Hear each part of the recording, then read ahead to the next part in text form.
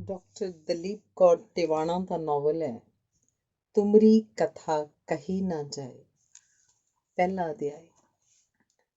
ਬਿਕਰਮੀ ਦੀ 18ਵੀਂ ਸਦੀ ਦਾ ਦੂਜਾ ਅੱਧ ਚੱਲ ਰਿਹਾ ਸੀ। ਪੰਜਾਬ ਦੀ ਧਰਤੀ ਉੱਤੇ ਪਤਾ ਨਹੀਂ ਕਿੰਨੀਆਂ ਕਾਲੀਆਂ ਬੋਲੀਆਂ ਹਨੇਰੀਆਂ ਚੱਲਦੀਆਂ ਸਨ। ਦਰਿਆਵਾਂ ਵਿੱਚ ਇਸ਼ਨਾਨ ਕਰਨ ਗਏ ਭਗਤ ਜਨ ਤ੍ਰਹਿ ਕੇ ਪਿਛਾਂਹ ਹਟ ਜਾਂਦੇ ਸਨ। ਹੁਣ ਇਹਨਾਂ 'ਚ ਪਤਾ ਨਹੀਂ ਕਿੱਥੋਂ ਨਾਗ ਵਹਿੰਦੇ ਆਉਂਦੇ ਦਿਸ ਪੈਂਦੇ ਸਨ। ਲਹਿ ਲਹਾਉਂਦੀਆਂ ਖੇਤੀਆਂ ਨੂੰ ਕਦੇ ਸੋਕਾ ਪੈ ਜਾਂਦਾ, ਕਦੇ ਹੜ੍ਹ ਆ ਜਾਂਦੇ, ਕਦੇ ਕੋਈ ਮਹਾਂਮਾਰੀ ਫੈਲ ਜਾਂਦੀ। ਸਿਆਣੇ ਆਖਦੇ ਸਨ ਇਹ ਸਭ ਸਾਡੇ ਮਾੜੇ ਕਰਮਾਂ ਕਰਕੇ ਸੀ। ਬਸ ਲੋਕਾਂ ਨੂੰ ਇੱਕ ਰੱਬ ਦਾ ਹੀ ਆਸਰਾ ਸੀ, ਜਾਂ ਫਿਰ ਉਹ ਹੈਰਾਨ ਹੋ ਨਾਨਕ ਪੰਥੀਆਂ ਵੱਲ ਝਾਕਦੇ, ਜਿਹੜੇ ਮਰਨ ਜੰਮਣ ਦੇ ਭੈ ਤੋਂ ਮੁਕਤ ਹੋ ਕੇ ਜਿਉਂਦੇ ਸਨ। ਇੱਕ ਕਾਲੀ ਬੋਲੀ ਰਾਤ ਨੂੰ ਜਦੋਂ ਪੌ ਫੁਟਾਲਾ ਹੋ ਰਿਹਾ ਸੀ ਤਾਂ ਲਾਹੌਰ ਸ਼ਹਿਰ ਦੇ ਇੱਕ ਹਰਜਸ ਰਾਏ ਅਮੀਰ ਖੱਤਰੀ ਦੀ ਵਹੁਟੀ ਬਿਸ਼ਨਦੇਈ ਨੇ ਇੱਕ ਕੰਨਿਆ ਨੂੰ ਜਨਮ ਦਿੱਤਾ। ਖਬਰ ਸੁਣ ਕੇ ਪਿਓ ਚਿੰਤਾਤੁਰ ਹੋ ਗਿਆ ਕਿ ਇਹਨਾਂ ਭੈੜੇ ਸਮਿਆਂ ਵਿੱਚ ਮਾਪਿਆਂ ਨੂੰ ਧੀ ਦੇ ਪਹਿਰੇਦਾਰ ਬਣ ਕੇ ਜਿਉਣਾ ਪੈਂਦਾ ਹੈ। ਧਾੜਵੀਆਂ ਤੋਂ ਧੀ ਦੀ ਰੱਖਿਆ ਕਰਨ ਲਈ ਜਾਨਾਂ ਤੱਕ ਦੇਣੀਆਂ ਪੈਂਦੀਆਂ ਨੇ। ਹਰ ਬੁਰੀ ਨਜ਼ਰ ਤੋਂ ਬਚਾਉਣ ਲਈ ਕੱਜ ਕੇ ਰੱਖਣਾ ਪੈਂਦਾ ਸੀ। 10 ਸਾਲ ਦੀ ਹੁੰਦੀ ਸੀ ਤੇ ਮਾਪੇ ਵਾਰ ਟੋਲਣ ਲੱਗ ਪੈਂਦੇ ਸਨ। ਸਾਲ 2 ਸਾਲ 'ਚ ਵਾਰ ਟੋਲ ਕੇ ਧੀ ਦੇ ਹੱਥ ਪੀਲੇ ਕਰਕੇ ਸੁੱਖ ਦਾ ਸਾਹ ਲੈਂਦੇ ਸਨ। ਪਰ ਜਦੋਂ ਹਰਜਸ ਰਾਏ ਦੀ ਭੈਣ ਨੇ ਜੱਚਾ ਕੋਲੋਂ ਲਿਆ ਕੇ ਉਹਦੀ ਧੀ ਦਾ ਮੂੰਹ ਦਿਖਾਇਆ ਤਾਂ ਧੀ ਦਾ ਮੂੰਹ ਦੇਖਦਿਆਂ ਮੂੰਹ ਵੱਸ ਉਹਦੀ ਹਰੇਕ ਚਿੰਤਾ ਉੱਡ ਪੁੱਟ ਗਈ। ਉਹਨੇ ਬਾਹਾਂ ਵਧਾ ਕੇ ਭੈਣ ਕੋਲੋਂ ਧੀ ਨੂੰ ਲੈ ਕੇ ਗਲ ਨਾਲ ਲਾਇਆ। ਉਹਦੇ ਮਨ ਨੂੰ ਅਜੀਬ ਤਰ੍ਹਾਂ ਦਾ ਸੁੱਖ ਮਹਿਸੂਸ ਹੋਇਆ। ਉਹਨੂੰ ਖਿਆਲ ਆਇਆ ਧੀਆਂ ਤਾਂ ਮਾਪਿਆਂ ਦੀ ਸਦਾ ਸੁੱਖ ਮੰਗਦੀਆਂ ਨੇ, ਤੇ ਉਹਨੇ ਬੇਟੀ ਦੇ ਸਿਰ ਤੇ ਹੱਥ ਫੇਰ ਕੇ ਭੈਣ ਨੂੰ ਮੋੜ ਦਿੱਤੀ।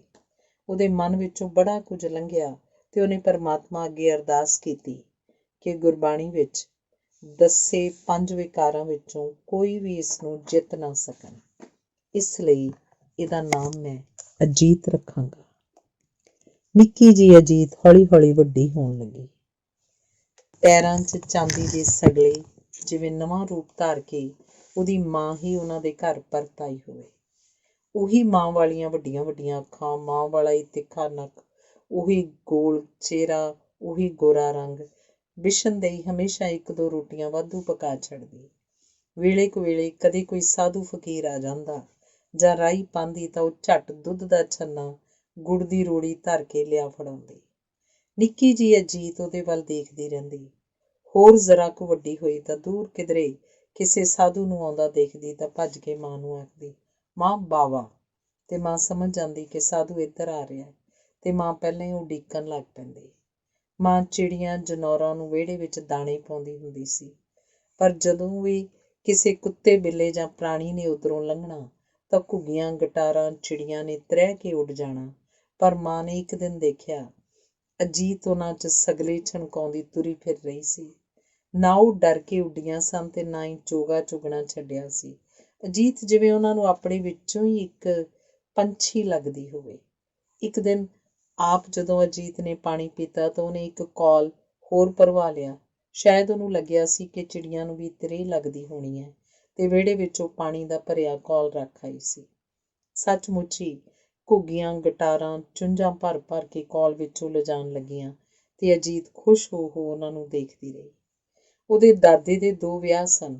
ਇੱਕ ਦਾਦੀ ਮਰ ਚੁੱਕੀ ਸੀ, ਇਹ ਦੂਜੀ ਦਾਦੀ ਸੀ। ਦਾਦੀ ਨੇ ਆਖਿਆ ਇਹ ਤਾਂ ਮੇਰੀ ਘੁੱਗੀ ਹੋਈ ਹੈ, ਇਹਦਾ ਮੁੰਡਿਆਂ ਵਾਲਾ ਨਾਂ ਕਾਹਤੋਂ ਰੱਖਤਾ, ਇਹਨੂੰ ਜੀਤੀ ਜਾਂ ਜੀਤੋ ਆਖਿਆ ਕਰੋ। ਤੇ ਹੌਲੀ ਹੌਲੀ ਅਜੀਤ ਨੂੰ ਸਾਰੇ ਜੀਤੋ ਆਖਣ ਲੱਗ ਪਏ। ਹਰਜਸ ਰਾਏ ਨੂੰ ਆਪਣੀ ਇਹ ਧੀ ਬਹੁਤ ਪਿਆਰੀ ਲੱਗਦੀ ਸੀ। ਉਹਦੀ ਗੁਰੂ ਘਰ 'ਚ ਬੜੀ ਸ਼ਰਧਾ ਸੀ। ਉਹਨੇ ਆਪਣੀ ਮਾਂ ਨੂੰ ਆਖਿਆ, ਮਾਂ ਇਹਨੂੰ ਸਾਖੀਆਂ ਸੁਣਾਇਆ ਕਰ ਤਾਂ ਜੋ ਗੁਰੂ ਘਰ ਦੀ ਕੋਈ ਸੋਝੀ ਹੋ ਜਾਏ। ਅੰਮਾ ਨੂੰ ਵੀ ਇਹ ਗੱਲ ਚੰਗੀ ਲੱਗੀ। ਦੁੱਖ ਦੇ ਗੋਡਿਆਂ ਨਾਲ ਉਹ ਬਹੁਤਾ ਤੁਰ ਫਿਰ ਨਹੀਂ ਸੀ ਸਕਦੀ। ਬੈਠੀ ਬੈਠੀ ਨਿੱਕੇ ਮੋਟੇ ਕੰਮ ਕਰਦੀ ਰਹਿੰਦੀ। ਜਦੋਂ ਵੀ ਜੀਤੋ ਖੇਡਦੀ ਉਹਦੇ ਕੋਲ ਆ ਜਾਂਦੀ ਤਾਂ ਉਹਨੂੰ ਕੋਈ ਨਾ ਕੋਈ ਸਾਖੀ ਸੁਣਾਉਣ ਲੱਗ ਜਾਂਦੀ। ਸਾਖੀਆਂ ਤੋਂ ਵੀ ਪਹਿਲਾਂ ਦਾਦੀ ਉਹਦੀ ਬਾਲ ਬੁੱਧੀ ਨੂੰ ਇਸ ਪਾਸੇ ਲਾਉਣ ਲਈ ਨਿੱਕੀਆਂ ਨਿੱਕੀਆਂ ਬਾਤਾਂ ਸੁਣਾਉਂਦੀ ਰਹਿੰਦੀ। ਇੱਕ ਦਿਨ ਉਹਨੇ ਦੱਸਿਆ ਕਿ ਇੱਕ ਸੀ ਚਿੜੀ ਤੇ ਇੱਕ ਸੀ ਕਾਂ। ਚਿੜੀ ਨੇ ਇੱਕ ਦਿਨ ਕਾਂ ਨੂੰ ਆਖਿਆ, ਕਾਂ ਵੀਰਾ ਚੱਲ ਆਪਾਂ ਰਲ ਕੇ ਖੇਤੀ ਕਰੀਏ, ਤੇ ਕਾਂ ਮੰਨ ਗਿਆ। ਚਿੜੀ ਨੇ ਆਖਿਆ, ਚੱਲ ਕੌਂ ਵੀਰਾ, ਆਪਾਂ ਕਣਕ ਬੀਜਣ ਚੱਲੀਏ। ਕੌਂ ਬੋਲਿਆ, ਤੂੰ ਚੱਲ ਭੈਣੇ, ਮੈਂ ਆਇਆ। ਪੈਰੀਂ ਲਾਲ ਮੌਜੇ ਪਾਵਾਂ, ਠੁਮਕ ਠੁਮਕ ਕਰਦਾ ਆਵਾਂ। ਚਿੜੀ ਇਕੱਲੀ ਕਣਕ ਬੀਜਣ ਚਲੀ ਗਈ। ਕਾਂ ਨਹੀਂ ਆਇਆ। ਫਿਰ ਇੱਕ ਦਿਨ ਚਿੜੀ ਨੇ ਕਾਂ ਨੂੰ ਆਖਿਆ, ਕਾਂ ਵੀਰੇ, ਕਣਕ ਗੁੱਡਣ ਚੱਲੀਏ। ਉਹ ਬੋਲਿਆ, ਤੂੰ ਚੱਲ, ਮੈਂ ਆਇਆ। ਪੈਰੀਂ ਲਾਲ ਮੌਜੇ ਪਾਵਾਂ, ਠੁਮਕ ਠੁਮਕ ਕਰਦਾ ਆਵਾਂ। ਚਿੜੀ ਵਿਚਾਰੀ ਇਕੱਲੀ ਗੋਡੀ ਕਰਕੇ ਆਈ। ਫਿਰ ਚਿੜੀ ਨੇ ਇੱਕ ਦਿਨ ਆਖਿਆ, ਚੱਲ ਕਾਂ ਵੀਰੇ, ਆਪਾਂ ਕਣਕ ਵੱਢਣ ਚੱਲੀਏ। ਉਹਨੇ ਫਿਰ ਉਹੀ ਜਵਾਬ ਦਿੱਤਾ, ਪੈਰੀਂ ਲਾਲ ਮੌਜੇ ਪਾਵਾਂ, ਠੁਮਕ ਠੁਮਕ ਕਰਦਾ ਆਵਾਂ। ਚਿੜੀ ਵਿਚਾਰੀ ਨੇ ਆਪੇ ਕਣਕ ਵੱਢੀ, ਆਪੇ ਗਾਹੀ। ਅਗਲੇ ਦਿਨ ਉਹ ਕਾਂ ਨੂੰ ਆਖਣ ਲੱਗੀ, ਚੱਲ ਕਾਂ ਵੀਰਾ, ਆਪਾਂ ਕਣਕ ਵੰਡੀਏ। ਕਾਂ ਖੁਸ਼ ਹੋ ਕੇ ਮੂਹਰੇ ਮੂਹਰੇ ਤੁਰ ਪਿਆ। ਖੇਤ 'ਚ ਪਹੁੰਚ ਕੇ ਉਹਨੇ ਚਿੜੀ ਨੂੰ ਆਖਿਆ, ਐਂ ਕਰਦੇ ਆਂ ਭੈਣ, ਤੂੜੀ ਤੂੜੀ ਤੂੰ ਲੈ ਲੈ, ਕਣਕ ਕਣਕ ਮੈਂ ਲੈ ਲੈਣਾ। ਚਿੜੀ ਵਿਚਾਰੀ ਕੀ ਕਰਦੀ, ਕਾਂ ਉਹਦੇ ਨਾਲੋਂ ਵੱਡਾ ਤੇ ਤਕੜਾ ਸੀ। ਉਹਨੇ ਚੁੱਪ ਕਰਕੇ ਤੂੜੀ ਲੈ ਲਈ। ਇੰਨੇ ਨੂੰ ਬੱਦਲ ਗਰਜਿਆ ਤੇ ਮੀਂਹ ਉਤਰ ਆਇਆ। ਗੜੇ ਪੈਣ ਲੱਗੇ। ਚਿੜੀ ਤਾਂ ਤੂੜੀ 'ਚ ਛੁਪ ਕੇ ਬੈਠ ਗਈ, ਪਰ ਕਾਂ ਜਦੋਂ ਕਣਕ ਦੇ ਦਾਣਿਆਂ ਵਿੱਚ ਲੁਕਣ ਲਈ ਚੁੰਝ ਮਾਰੇ ਤਾਂ ਦਾਣੇ ਇੱਧਰ ਉੱਧਰ ਖਿੱਲਰ ਜਾਣ। ਇਉਂ ਸਾਰਾ ਮੀਂਹ ਤੇ ਗੜੇ ਕਾਂ ਦੇ ਉੱਪਰ ਪੈਂਦੇ ਰਹੇ। ਮੀਂਹ ਹਟੇ ਤੋਂ ਚਿੜੀ ਨੇ ਤੂੜੀ 'ਚੋਂ ਬਾਹਰ ਨਿਕਲ ਕੇ ਵੇਖਿਆ, ਕਾਂ ਦਾਣਿਆਂ ਕੋਲ ਮਰਿਆ ਪਿਆ ਸੀ। ਇਹ ਬਾਤ ਸੁਣ ਕੇ ਜੀਤੋ ਆਪਣੇ ਬਾਲ ਮਨ ਨਾਲ ਬੜਾ ਚਿਰ ਸੋਚਦੀ ਰਹੀ। ਤਾਂ ਦਾਦੀ ਨੇ ਦੱਸਿਆ, ਜੇ ਕੋਈ ਕਿਸੇ ਨਾਲ ਧੋਖਾ ਕਰਦਾ ਹੈ ਤਾਂ ਰੱਬ ਉਹਨੂੰ ਸਜ਼ਾ ਦਿੰਦਾ ਹੈ। ਰੱਬ ਕਿੱਥੇ ਰਹਿੰਦਾ ਹੈ? ਜੀਤੋ ਨੇ ਦਾਦੀ ਨੂੰ ਪੁੱਛਿਆ। ਉਹ ਸਾਨੂੰ ਦਿਸਦਾ ਨਹੀਂ, ਉਹ ਹਰ ਵੇਲੇ ਸਾਡੇ ਨਾਲ ਹੀ ਹੁੰਦਾ ਹੈ। ਇਸ ਗੱਲ ਤੋਂ ਮਗਰੋਂ ਜੀਤੋ ਨੂੰ ਇਹ ਸਮਝ ਲੱਗ ਪਈ ਸੀ ਕਿ ਜੋ ਵੀ ਕੋਈ ਕੁਝ ਕਰਦਾ ਹੈ, ਰੱਬ ਨੂੰ ਸਾਰਾ ਪਤਾ ਲੱਗ ਜਾਂਦਾ ਹੈ। ਹਰਜਸ ਰਾਏ ਨੇ ਧੀ ਦੀ ਪੜ੍ਹਾਈ ਲਈ ਇੱਕ ਬਿਰਧ ਪੰਡਤ ਨੂੰ ਘਰ ਆ ਕੇ ਜੀਤੋ ਨੂੰ ਸੰਥਿਆ ਦੇ ਕੇ ਪੜ੍ਹਾਉਣ ਲਈ ਮਨਾ ਲਿਆ। ਬਿਰਧ ਭਗਤ ਬੜੇ ਸਾਲ ਤੀਰਥਾਂ ਤੇ ਘੁੰਮ ਕੇ ਘਰ ਪਰਤਿਆ ਸੀ। ਅਸਲ 'ਚ ਉਹ ਇਸ ਪਿੰਡ ਦਾ ਪ੍ਰੋਹਤ ਸੀ, ਜਿਹਨੇ ਵਿਆਹ ਨਹੀਂ ਸੀ ਕੀਤਾ। ਇਉਂ ਭਜਨ ਪਾਠ ਵਿੱਚ ਹੀ ਉਮਰ ਲੰਘਾ ਦਿੱਤੀ ਸੀ। ਮਗਰੋਂ ਜਾ ਕੇ ਉਹ ਕਈ ਵਾਰੀ ਕਿੰਨੇ ਕਿੰਨੇ ਮਹੀਨੇ ਲਈ ਯਾਤਰਾ ਤੇ ਚਲਾ ਜਾਂਦਾ ਤੇ ਜਦੋਂ ਮੁੜਦਾ ਤਾਂ ਉਸੇ ਪੁਰਾਣੀ ਨਿੱਕੀ ਜਿਹੀ ਕੋਠੜੀ ਦਾ ਬੂਹਾ ਖੋਲ੍ਹ ਕੇ ਚਟਾਈ ਵਿਛਾਉਂਦਾ, ਖੂਹ ਤੋਂ ਪਾਣੀ ਦਾ ਘੜਾ ਭਰ ਲਿਆਉਂਦਾ। ਘੜਿਆਂ 'ਚ ਹੱਥ ਮਾਰ ਕੇ ਜੇ ਕੋਈ ਮੱਕੀ ਜਾਂ ਛੋਲਿਆਂ ਦੇ ਦਾਣੇ ਲੱਭਦੇ, ਉਹ ਭੱਠੀ ਤੋਂ ਭੁਨਾ ਲਿਆਉਂਦਾ ਤੇ ਵੇਲੇ ਕੁ ਵੇਲੇ ਚੱਬ ਕੇ ਗੁਜ਼ਾਰਾ ਕਰ ਲੈਂਦਾ। ਨਹੀਂ ਤਾਂ ਲੋਕ ਆਪੇ ਰੋਟੀ ਦੇ ਜਾਂਦੇ। ਪਤਾ ਸੀ, ਨਹੀਂ ਤਾਂ ਪੰਡਤ ਜੀ ਨੇ ਭੁੱਖਿਆਂ ਹੀ ਸੌਂ ਰਹਿਣਾ। ਇਸ ਵਾਰੀ ਜਦੋਂ ਉਹ ਯਾਤਰਾ ਤੋਂ ਮੁੜਿਆ ਤਾਂ ਹਰਜਸ ਰਾਏ ਨੇ ਸਵੇਰੇ ਸਵੇਰੇ ਉਹਦੀ ਕੋਠੜੀ 'ਚ ਜਾ ਕੇ ਪੈਰੀਂ ਹੱਥ ਲਾਏ ਤੇ ਪੁੱਛਿਆ, ਪੰਡਤ ਜੀ, ਹੁਣ ਕਿੰਨਾ ਕੁ ਚਿਰ ਇੱਥੇ ਟਿਕੋਗੇ? ਪੰਡਤ ਜੀ ਬੋਲੇ, ਲੱਗਦਾ ਹੁਣ ਇੱਥੇ ਹੀ ਰਹਿਣਾ ਹੋਊਗਾ। ਤੁਰਨ ਦੀ ਟੰਗਾਂ 'ਚ ਸੱਤਿਆ ਨਹੀਂ ਰਹੀ। ਫਿਰ ਪੰਡਤ ਜੀ, ਸਾਨੂੰ ਸੇਵਾ ਦਾ ਮੌਕਾ ਦਿਓ। ਅੰਨ ਪਾਣੀ ਸਾਡੇ ਘਰ ਛਕ ਲਿਆ ਕਰਨਾ, ਨਾਲੇ ਮੇਰੀ ਧੀ ਨੂੰ ਮਾੜਾ ਮੋਟਾ ਪੜ੍ਹਾ ਦਿਓ। ਗੰਗਾ ਤੁਹਾਡੀ ਰੋਟੀ ਸੁੱਚੇ ਹੱਥੀਂ ਅੱਡ ਬਣਾ ਦਿਆ ਕਰੇਗੀ। ਭੋਜਨ ਤਾਂ ਮੈਂ 8 ਪਹਿਰੀ ਇੱਕ ਵਾਰੀ ਕਰਨਾ ਹੁੰਦਾ ਹੈ। ਤੁਹਾਡੇ ਵਰਗੇ ਨੇਕ ਘਰ ਦਾ ਭੋਜਨ ਛਕਣ ਵਿੱਚ ਵੀ ਮੈਨੂੰ ਕੋਈ ਉਜਰ ਨਹੀਂ। ਕੰਨਿਆਂ ਨੂੰ ਮੈਂ ਲਿਖਣਾ ਪੜ੍ਹਨਾ ਸਿਖਾ ਦਿਆਂਗਾ। ਸਵੇਰੇ ਪਾਠ ਪੂਜਾ ਤੋਂ ਵਿਹਲਾ ਹੋ ਕੇ ਮੈਂ ਤੁਹਾਡੇ ਘਰ ਆ ਜਾਇਆ ਕਰਾਂਗਾ। ਮੈਨੂੰ ਸਾਦੇ ਆਹਾਰ ਦੀ ਲੋੜ ਹੋਏਗੀ। ਹਰਜਸ ਰਾਏ ਪ੍ਰਸੰਨ ਚਿੱਤ ਪੰਡਤ ਜੀ ਨੂੰ ਨਮਸਕਾਰ ਕਰਕੇ ਉੱਥੋਂ ਪਰਤ ਆਇਆ। ਪੰਡਤ ਜੀ ਨੇ ਸੰਥਿਆ ਦੇ ਕੇ ਜੀਤਾ ਨੂੰ ਪਹਿਲਾਂ ਬਾਲ ਉਪਦੇਸ਼ ਪੜ੍ਹਾਇਆ, ਫਿਰ 5 ਗ੍ਰੰਥੀ, ਫਿਰ ਭਗਤਾਂ ਦੀ ਮਾਲਾ ਤੇ ਮਗਰੋਂ ਹਰੀ ਰਾਮ ਨੇ ਹਰਿਦੁਆਰ ਜਾ ਕੇ ਰਾਮਾਇਣ ਮਹਾਭਾਰਤ ਦੀਆਂ ਪੋਥੀਆਂ ਵੀ ਲੈ ਆਂਦੀਆਂ। ਜੀਤਾ ਜਿਉਂ-ਜਿਉਂ ਵੱਡੀ ਹੋ ਰਹੀ ਸੀ, ਹਰੀ ਰਾਮ ਦਾ ਮਨ ਕਰਦਾ ਕਿ ਆਪਣਾ ਸਾਰਾ ਗਿਆਨ ਇਸ ਬਾਲੜੀ ਦੇ ਮਨ 'ਚ ਸੰਭਾਲ ਜਾਵੇ। ਇੱਕ ਦਿਨ ਜੀਤਾ ਨੇ ਗੰਗਾ ਭੂਆ ਨੂੰ ਆਖਿਆ, ਅਸੀਂ ਸਾਰੇ ਨਵੇਂ ਕੱਪੜੇ ਸਵਾਵਾਂਗੇ। ਭੂਆ, ਤੇਰੇ ਲਈ ਕਿਹੋ ਜਿਹੇ ਕੱਪੜੇ ਲਿਆਈਏ? ਗੰਗਾ ਭੂਆ ਸਵਾਰ ਕੇ ਉਸ ਵੱਲ ਝਾਕੀ ਤੇ ਆਖਣ ਲੱਗੀ, ਜੀਤਾ। ਗੰਗਾ ਭੂਆ ਪਿਆਰ ਨਾਲ ਉਹਨੂੰ ਹਮੇਸ਼ਾ ਜੀਤਾ ਹੀ ਆਖਦੀ ਸੀ ਤੇ ਹੌਲੀ ਹੌਲੀ ਉਹਨੂੰ ਸਾਰੇ ਹੀ ਜੀਤਾ ਆਖਣ ਲੱਗ ਪਏ ਸਨ। ਤੈਨੂੰ ਇਉਂ ਨਹੀਂ ਲੱਗਦਾ ਕਿ ਕਦੇ ਕਦੇ ਕੋਈ ਬੰਦਾ ਬਹੁਤ ਸੋਹਣਾ ਹੁੰਦਾ ਹੈ? ਕੱਦ ਕਾਠ, ਰੰਗ ਰੂਪ ਵਿੱਚ ਕੋਈ ਕਸਰ ਨਹੀਂ ਹੁੰਦੀ, ਕੱਪੜੇ ਵੀ ਬਹੁਤ ਸੋਹਣੇ ਪਾਏ ਹੁੰਦੇ ਨੇ, ਫਿਰ ਵੀ ਉਹ ਤੁਹਾਨੂੰ ਬਹੁਤ ਚੰਗਾ ਤੇ ਪਿਆਰਾ ਨਹੀਂ ਲੱਗਦਾ। ਇਹਦੇ ਉਲਟ ਕਦੇ ਕਦੇ ਕੋਈ ਬੰਦਾ ਬੜਾ ਸਧਾਰਨ ਕਿਸਮ ਦਾ ਹੁੰਦਾ ਹੈ, ਫਿਰ ਵੀ ਉਹ ਤੁਹਾਨੂੰ ਬਹੁਤ ਚੰਗਾ ਤੇ ਪਿਆਰਾ ਲੱਗਦਾ ਹੈ। ਕਿਉਂ? ਜੀਤਾ ਕੋਲ ਇਹਦਾ ਕੋਈ ਜਵਾਬ ਨਹੀਂ ਸੀ। ਉਹਨੇ ਗੰਗਾ ਭੂਆ ਨੂੰ ਹੀ ਪੁੱਛਿਆ, ਪਰ ਇਹ ਕਿਉਂ ਹੁੰਦਾ ਹੈ ਗੰਗਾ ਭੂਆ? ਗੰਗਾ ਭੂਆ ਦੱਸਣ ਲੱਗੀ, ਖੂਬਸੂਰਤੀ ਸਿਰਫ ਅੱਖਾਂ ਨੂੰ ਮੋਹਦੀ ਹੈ, ਬੰਦੇ ਦੇ ਗੁਣ ਤੁਹਾਡੀ ਆਤਮਾ ਨੂੰ ਵੀ ਮੋਹਦੇ ਨੇ। ਗੰਗਾ ਭੂਆ ਦੀ ਗੱਲ ਸੁਣ ਕੇ ਜੀਤਾ ਇੱਕ ਟੱਕ ਗੰਗਾ ਭੂਆ ਵੱਲ ਦੇਖਦੀ ਰਹੀ। ਉਹਨੂੰ ਲੱਗਿਆ ਸਾਨੂੰ ਸਾਰਿਆਂ ਨੂੰ ਹੀ ਗੰਗਾ ਭੂਆ ਬੜੀ ਚੰਗੀ ਲੱਗਦੀ ਹੈ। ਸੋਹਣੀ ਵੀ। ਨਾ ਗੰਗਾ ਭੂਆ ਵਧੀਆ ਵਧੀਆ ਕੱਪੜੇ ਪਾਉਂਦੀ ਹੈ ਤੇ ਨਾ ਹੀ ਉਹ ਗੋਰੀ ਚਿੱਟੀ ਹੈ, ਫਿਰ ਵੀ ਕਿੰਨੀ ਚੰਗੀ ਲੱਗਦੀ ਸੀ। ਇੱਕ ਜੀਤਾ ਨੇ ਪੁੱਛਿਆ, ਗੰਗਾ ਭੂਆ ਤੂੰ ਇੰਨੇ ਸਾਰੇ ਵਰਤ ਰੱਖਦੀ ਹੈ, ਤੈਨੂੰ ਭੁੱਖ ਨਹੀਂ ਲੱਗਦੀ?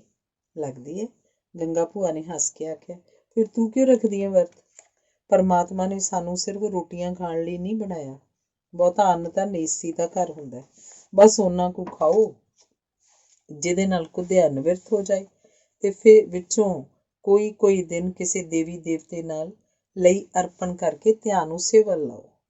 ਤੇ ਜੇ ਭੁੱਖ ਲੱਗੇ ਫੇਰ? ਹਰੇਕ ਗੱਲ ਪਹਿਲਾਂ ਤੁਹਾਡੇ ਮਨ 'ਚ ਆਉਂਦੀ ਹੈ, ਢਿੱਡ ਨੂੰ ਤਾਂ ਮਗਰੋਂ ਭੁੱਖ ਲੱਗਦੀ ਹੈ। ਜੇ ਮਨ ਤੇ ਤੁਹਾਡਾ ਕਾਬੂ ਹੋਵੇ ਤਾਂ ਤੁਸੀਂ ਮਨ ਨੂੰ ਦੱਸ ਦਿਓ ਵੀ ਅੱਜ ਰੋਟੀ ਨਹੀਂ ਖਾਣੀ, ਉਹ ਆਪੇ ਢਿੱਡ ਨੂੰ ਆਖ ਦਿੰਦਾ। ਇਹ ਗੱਲਾਂ ਜੀਤਾਂ ਦੇ ਬਹੁਤਾ ਸਮਝ ਤਾਂ ਨਹੀਂ ਸੀ ਪੈਂਦੀਆਂ, ਪਰ ਉਹਨੂੰ ਗੰਗਾ ਭੂਆ ਦੀਆਂ ਸਭ ਗੱਲਾਂ ਠੀਕ ਜ਼ਰੂਰ ਲੱਗਦੀਆਂ ਸਨ। ਹੌਲੀ ਹੌਲੀ ਗੰਗਾ ਭੂਆ ਦੀਆਂ ਇਹ ਗੱਲਾਂ ਜੀਤਾਂ ਨੂੰ ਚੰਗੀਆਂ ਵੀ ਲੱਗਣ ਲੱਗ ਪਈਆਂ, ਜਿਸ ਕਰਕੇ ਗੰਗਾ ਭੂਆ ਦੇ ਨਾਲ ਫਿਰਦੀ ਜੀਤਾਂ ਕਈ ਤਰ੍ਹਾਂ ਦੇ ਸਵਾਲ ਕਰਦੀ ਰਹਿੰਦੀ। ਇੱਕ ਦਿਨ ਉਹਨੇ ਗੰਗਾ ਭੂਆ ਨੂੰ ਪੁੱਛਿਆ, ਗੰਗਾ ਭੂਆ ਭਲਾ ਰੱਬ ਰਹਿੰਦਾ ਕਿੱਥੇ ਹੈ ਤੇ ਉਹ ਦੇਖਣ ਨੂੰ ਕਿਹੋ ਜਿਹਾ? ਗੰਗਾ ਭੂਆ ਉਹਦੇ ਸਵਾਲ ਤੇ ਹੱਸ ਪਈ ਤੇ ਆਖਣ ਲੱਗੀ, ਰੱਬ ਸਭ ਥਾਂ ਹੁੰਦਾ ਪਰ ਸਾਨੂੰ ਦਿਸਦਾ ਨਹੀਂ। ਸ਼ਕਲ ਉਹਦੀ ਜਿਹੜੀ ਮਰਜ਼ੀ ਸੋਚ ਲਓ ਤੇ ਜਿੱਥੇ ਮਰਜ਼ੀ ਲੱਭ ਲਓ। ਇਸੇ ਕਰਕੇ ਕਈ ਲੋਕ ਮੂਰਤੀਆਂ ਦੀ ਪੂਜਾ ਕਰਦੇ ਨੇ, ਕਈ ਲੋਕ ਗ੍ਰੰਥਾਂ ਦੀ, ਕਈ ਲੋਕ ਪਹਾੜਾਂ, ਦਰਿਆਵਾਂ, ਰੁੱਖਾਂ ਦੀ ਤੇ ਕਈ ਲੋਕ ਬੰਦਿਆਂ ਦੀ। ਅਸਲ 'ਚ ਜਿਹੋ ਜਿਹਾ ਕੋਈ ਭੋਜਨ ਖਾਂਦਾ ਹੈ, ਉਹੋ ਜਿਹੀ ਉਹਦੀ ਬੁੱਧੀ ਹੋ ਜਾਂਦੀ ਹੈ। ਇਸੇ ਲਈ ਆਖਦੇ ਨੇ, ਜਿਹੋ ਜਿਹਾ ਅੰਨ ਤਿਹੋ ਜਿਹਾ ਮਨ। ਤੇ ਅਸੀਂ ਰੱਬ ਨੂੰ ਵੀ ਆਪਣੀ ਮਰਜ਼ੀ ਦਾ ਸੋਚ ਲੈਂਦੇ ਹਾਂ। ਇਸੇ ਕਰਕੇ ਛੋਟੀ ਹੁੰਦੀ ਨੂੰ ਮੈਨੂੰ ਪਹਿਲੇ ਲੱਗਦਾ ਹੁੰਦਾ ਸੀ ਰੱਬ ਡੇਰੇ ਵਾਲੇ ਸਾਧੂ ਵਰਗਾ ਹੋਊਗਾ। ਫਿਰ ਮੇਰਾ ਨਾਨਾ ਜਦੋਂ ਸਾਨੂੰ ਰਾਮਲੀਲਾ ਦਿਖਾਉਣ ਲੈ ਜਾਂਦਾ ਤਾਂ ਮੈਨੂੰ ਲੱਗਦਾ ਰੱਬ ਰਮਾਇਣ ਵਾਲੇ ਰਾਮ ਵਰਗਾ ਹੋਊਗਾ। ਜਦੋਂ ਮੇਰੀ ਨਾਨੀ ਮੈਨੂੰ ਮੰਦਿਰ ਲੈ ਕੇ ਜਾਂਦੀ ਤਾਂ ਮੈਨੂੰ ਲੱਗਦਾ ਰੱਬ ਮੰਦਿਰ ਵਿਚਲੀ ਸ਼ਿਵ ਜੀ ਦੀ ਮੂਰਤੀ ਵਰਗਾ ਹੋਊਗਾ। ਪਰ ਹੁਣ ਮੈਨੂੰ ਲੱਗਦਾ ਹੈ ਹਰ ਇੱਕ ਦਾ ਰੱਬ ਉਹਦੀ ਆਪਣੀ ਬੁੱਧੀ ਵਰਗਾ ਹੀ ਹੁੰਦਾ ਹੈ। ਗੱਲਾਂ ਦੀ ਬਹੁਤੀ ਥੋ ਨਾ ਪੈਣ ਤੇ ਵੀ ਜੀਤਾਂ ਗੰਗਾ ਭੂਆ ਨੂੰ ਆਖਣ ਲੱਗੀ, ਭੂਆ ਤੈਨੂੰ ਰਾਮਲੀਲਾ ਵੇਖਣ ਲਈ ਨਾਨਾ ਕਿਉਂ ਲੈ ਕੇ ਜਾਂਦਾ ਸੀ? ਤੇਰਾ ਪਿਤਾ ਜੀ ਕਿਉਂ ਨਹੀਂ ਸੀ ਲੈ ਕੇ ਜਾਂਦੇ? ਜੀਤਾਂ ਦੀ ਗੱਲ ਸੁਣ ਕੇ ਗੰਗਾ ਭੂਆ ਜਿਵੇਂ ਦੂਰ ਪਿਛਾਂ ਆਪਣੇ ਬਚਪਨ 'ਚ ਪਹੁੰਚ ਗਈ ਤੇ ਦੱਸਣ ਲੱਗੀ, ਮੇਰੀ ਮਾਂ ਜੰਮਦੀ ਤੋਂ ਹੀ ਮਰ ਗਈ ਸੀ। ਮੈਨੂੰ ਤਾਂ ਨਾਨਕੇ ਮੇਰੇ ਨਾਨਾ ਨਾਨੀ ਨੇ ਪਾਲਿਆ ਸੀ। ਹਰ ਜਸ ਨੂੰ ਇੱਥੇ ਪਿਤਾ ਜੀ ਕੋਲ ਛੱਡ ਗਏ ਸੀ। ਫਿਰ ਮੇਰੇ ਪਿਤਾ ਨੇ ਹੋਰ ਵਿਆਹ ਕਰਾ ਲਿਆ ਸੀ ਅੰਮਾ ਨਾਲ। ਇਹ ਸਾਰੇ ਜਣੇ ਇੱਥੇ ਰਹਿੰਦੇ ਸੀ। ਮੈਂ ਆਪਣੇ ਨਾਨਾ ਨਾਨੀ ਕੋਲ ਪਿੰਡ ਰਹਿੰਦੀ ਸੀ। ਸਾਡੇ ਖੂਹ ਤੇ ਸਾਧਾਂ ਦੀਆਂ ਜਮਾਤਾਂ ਉਤਰਦੀਆਂ ਰਹਿੰਦੀਆਂ ਸਨ। ਮੇਰੀ ਨਾਨੀ ਰੋਟੀਆਂ ਦੇ ਟੋਕਰੇ ਪਕਾ ਕੇ ਤੇ ਦਾਲ ਤੇ ਗਾਗਰ ਭਰ ਕੇ ਸਿਰ ਤੇ ਚੱਕ ਕੇ ਲੈ ਜਾਂਦੀ। ਕਦੇ ਕਦੇ ਤਾਂ ਮੇਰਾ ਨਾਨਾ ਸਾਰਾ ਹੀ ਦੁੱਧ ਤੱਤਾ ਕਰਕੇ ਵਿੱਚ ਸ਼ੱਕਰ ਘੋਲ ਕੇ ਸਾਧੂਆਂ ਨੂੰ ਪਿਲਾ ਆਉਂਦਾ ਤੇ ਆਖਦਾ, ਕੋਈ ਨਹੀਂ, ਹਰ ਦੇ ਵੀ ਪੁੰਨ ਹੈ। ਗੰਗਾ ਭੂਆ ਤੇਰੇ ਨਾਨਾ ਨਾਨੀ ਹੁਣ ਵੀ ਪਿੰਡ ਰਹਿੰਦੇ ਆ? ਜੀਤਾ ਨੇ ਭੋਲੇ ਭਾਅ ਪੁੱਛਿਆ। ਲੈ ਹੈ ਕਮਲੀ, ਉਹ ਕਦੋਂ ਦੇ ਰੱਬ ਨੂੰ ਪਿਆਰੇ ਹੋ ਗਏ। ਤੇ ਨਾਲੇ ਜਦੋਂ ਮੈਂ 10-11 ਸਾਲ ਦੀ ਹੋਈ ਤਾਂ ਮੇਰਾ ਵਿਆਹ ਕਰਨ ਲਈ ਪਿਤਾ ਜੀ ਇੱਥੇ ਲਾਹੌਰ ਲੈ ਆਏ ਸੀ। ਅੱਛਾ ਗੰਗਾ ਭੂਆ, ਫਿਰ ਤੇਰਾ ਵਿਆਹ ਵੀ ਹੋਇਆ ਸੀ? ਕਿਹਦੇ ਨਾਲ ਹੋਇਆ ਸੀ? ਜੀਤਾ ਨੇ ਅੱਗੋਂ ਪੁੱਛਿਆ। ਵਿਆਹ ਕਾਹਦਾ ਹੋਇਆ ਸੀ? ਮੁਕਲਾਵਾ ਤਾਂ ਹਾਲੇ ਹੋਣਾ ਸੀ। ਉਹ ਪਹਿਲਾਂ ਹੀ ਰੱਬ ਘਰ ਤੁਰ ਗਿਆ। ਮਰ ਗਿਆ? ਜੀਤਾ ਨੇ ਪਰੇਸ਼ਾਨ ਜੀ ਹੋ ਕੇ ਪੁੱਛਿਆ।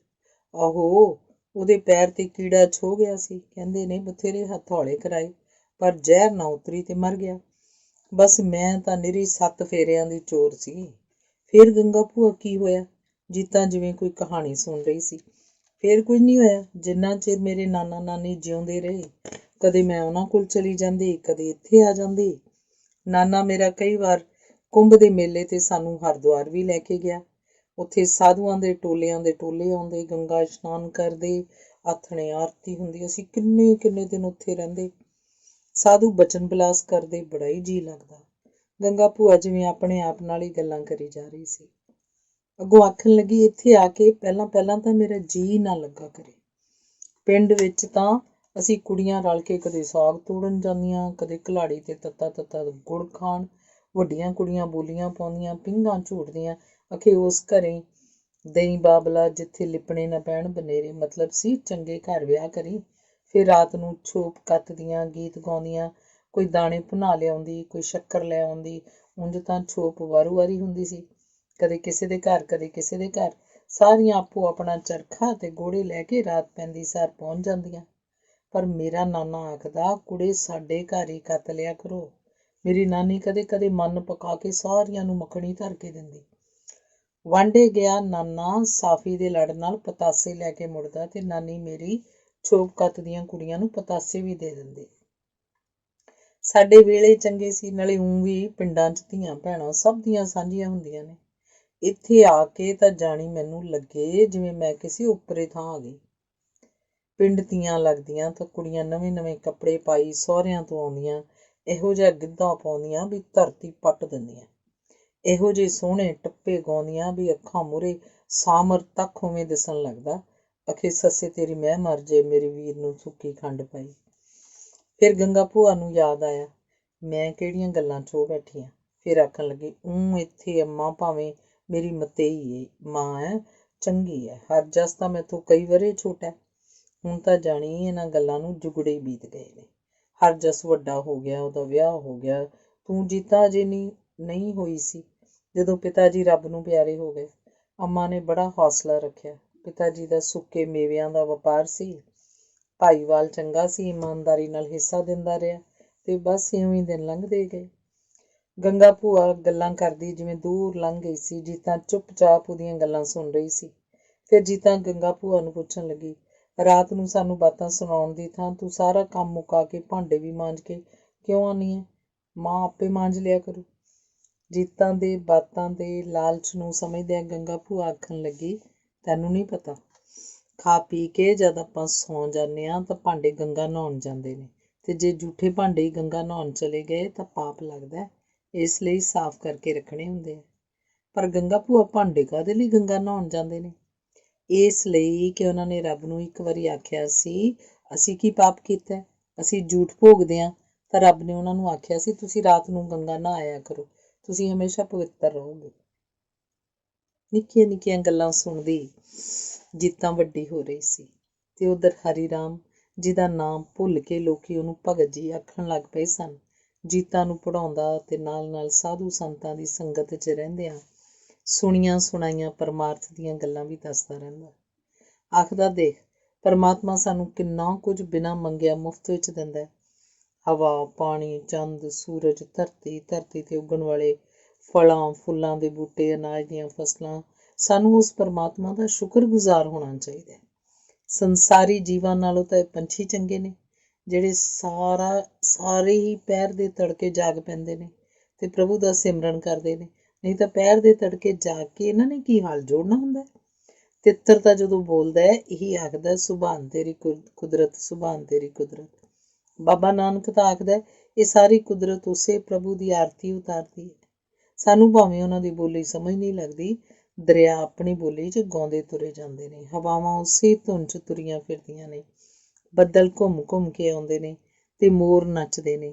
ਅਸੀਂ ਪ੍ਰਭੂ ਨੂੰ ਭੁੱਲ ਜਾਂਦੇ ਹਾਂ, ਪਰ ਉਹ ਸਾਨੂੰ ਨਹੀਂ ਭੁੱਲਦਾ। ਅਸੀਂ ਕਿਤੇ ਵੀ ਲੁੱਕ ਕੇ ਬੈਠ ਜਾਈਏ, ਪ੍ਰਭੂ ਦੀ ਨਿਗਾਹ ਤੋਂ ਬਚ ਨਹੀਂ ਸਕਦੇ। ਕੋਈ ਵੀ ਮੁਲਕ ਹੋਵੇ, ਕੋਈ ਵੀ ਘਰ ਹੋਵੇ, ਕੋਈ ਵੀ ਸ਼ਹਿਰ ਹੋਵੇ, ਉਸ ਵਿੱਚ ਵਕਤ ਦੇ ਨਾਲ ਬੱਚੇ ਵੱਡੇ ਹੋਣਗੇ ਤੇ ਵੱਡੇ ਬੁੱਢੇ। ਰੁੱਤਾਂ ਫਿਰਦੀਆਂ ਨੇ, ਪੁਰਾਣੇ ਪੱਤੇ ਝੜ ਜਾਂਦੇ ਨੇ, ਆਪੇ ਨਵੀਆਂ ਕਰੂੰਬਲਾਂ ਫੁੱਟ ਪੈਂਦੀਆਂ ਨੇ, ਕੋਈ ਰੁੱਖਾਂ ਨੂੰ ਦੱਸਣ ਨਹੀਂ ਜਾਂਦਾ। ਹਰੀ ਰਾਮ ਪੰਡਤ ਜੀ ਦੀਆਂ ਗੱਲਾਂ ਜੀਤਾਂ ਸੁਣਦੀ ਤੇ ਉਹਦੇ ਨਾਲ ਨਾਲ ਜਿਵੇਂ ਉਹ ਦਰਿਆਵਾਂ, ਬੱਦਲਾਂ, ਰੁੱਤਾਂ, ਪੰਛੀਆਂ ਤੇ ਵੇਲਾਂ ਬੂਟਿਆਂ 'ਚ ਘੁੰਮਦੀ ਰਹਿੰਦੀ। ਕਦੇ ਕਦੇ ਉਹਦੇ ਪਿਓ ਨੂੰ ਲੱਗਦਾ, ਮੇਰੀ ਇਸ ਧੀ ਨੂੰ ਕਿਸੇ ਦੀ ਨਜ਼ਰ ਹੀ ਨਾ ਲੱਗ ਜਾਏ, ਤੇ ਉਹਨੂੰ ਘਰ 'ਚੋਂ ਬਾਹਰ ਨਾ ਜਾਣ ਦਿੰਦਾ। ਉਹਦੀ ਮਾਂ ਨੂੰ ਆਖਦਾ, ਖੁੱਲ੍ਹੇ ਖੁੱਲ੍ਹੇ ਕੱਪੜਿਆਂ 'ਚ ਇਹਨੂੰ ਕੱਜ ਲਪੇਟ ਕੇ ਰੱਖਿਆ ਕਰ। ਉਹ ਹਰ ਵੇਲੇ ਸਿਰ 'ਤੇ ਚੁੰਨੀ ਲੈ ਕੇ ਰੱਖਦੀ। ਫਿਰ ਵੀ ਇੱਕ ਅਜੀਬ ਕਿਸਮ ਦੀ ਆਭਾ ਉਹਦੇ ਚਿਹਰੇ 'ਤੇ ਖਿੰਡੀ ਰਹਿੰਦੀ, ਜਿਵੇਂ ਇਹ ਕਿਸੇ ਹੋਰ ਸਮੇਂ, ਹੋਰ ਯੁੱਗ ਤੇ ਹੋਰ ਨਕਸ਼ਤਰ ਤੋਂ ਆਈ ਹੋਵੇ। ਮਾਂ ਉਹਨੂੰ ਸਿਲਾਈ ਕਢਾਈ ਦੇ ਮਹੀਨ ਕੰਮ ਸਿਖਾਉਂਦੀ, ਰੇਸ਼ਮੀ ਲੀੜੇ ਉੱਤੇ ਰੇਸ਼ਮੀ ਧਾਗੇ ਨਾਲ ਫੁੱਲ ਕੱਢਣ ਲਈ ਆਖਦੀ। ਫੁੱਲਾਂ ਦੇ ਉੱਪਰ ਇੱਕ ਦਿਨ ਜਦੋਂ ਉਹਨੇ ਆਪਣੇ ਆਪ ਹੀ ਨਿੱਕੀਆਂ ਨਿੱਕੀਆਂ ਤਿਤਲੀਆਂ ਵੀ ਪਾ ਦਿੱਤੀਆਂ, ਮਾਂ ਉਹਦੀ ਖੁਸ਼ ਹੋ ਗਈ। ਉਹਨੂੰ ਲੱਗਿਆ ਮੇਰੀ ਧੀ ਬੜੀ ਸੁਚੱਜੀ ਹੈ। ਦਾਦੀ ਆਖਦੀ, ਇਹਨੂੰ ਚੁੱਲ੍ਹੇ ਚੌਕੇ ਦਾ ਕੰਮ ਵੀ ਸਿਖਾਇਆ ਕਰ, ਕੰਮ ਤਾਂ ਪੁੱਤ ਬੰਦੇ ਦਾ ਕਰਮ ਹੁੰਦਾ।